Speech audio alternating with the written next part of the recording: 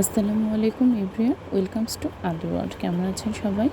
আলহামদুলিল্লাহ, আমি তো অনেক ভালো আছি।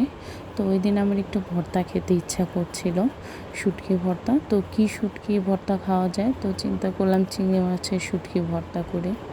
তো চিংড়ি মাছের শুটকি ভর্তার সাথে একটু বরবটিও দিব ভেবেছি।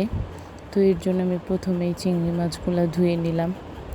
ধুয়ে বরবটিগুলো অন্যদিকে আমি সিদ্ধ করতে বসিয়ে দিলাম।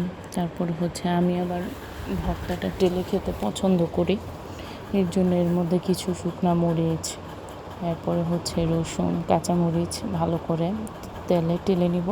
এখানে অবশ্য আমি সয়াবিন তেলই ইউজ করেছি, সরিষার তেল ইউজ করি নাই। এগুলো টালা হয়ে গেলে আমি চিংড়ি শুটকিগুলোও টেলে নিব। এই ফাঁকে আমি কিছু পেঁয়াজ পলে নিব ভর্তায় দেওয়ার জন্য। পেঁয়াজগুলো যদিও আমি তেলে দিব না বা টালবো না, পেঁয়াজগুলো আমি কাঁচাই দিব। আমি ভর্তাটা পাটাই করব। প্রথমে আমি কাঁচামরিচ, শুকনো মরিচ আর রসুন বেটে নিব। তারপর আমি বেটে নিব শুটকিগুলো। তারপর আমি বেটে নিব বরবটিগুলো। আর বরবটিগুলো আমি একদম ভালোভাবে টেলে নিয়েছি। বাস দিয়ে দিব লবণ।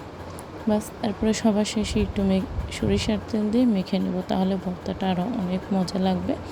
এর মধ্যে আমি পেঁয়াজও বেটে দিয়ে দিয়েছি, যদিও আমি এটার ক্লিপ নিতে ভুলে গিয়েছি। বেশ, আমার ভর্তা রেডি। ধন্যবাদ এতক্ষণ সাথে থাকার জন্য।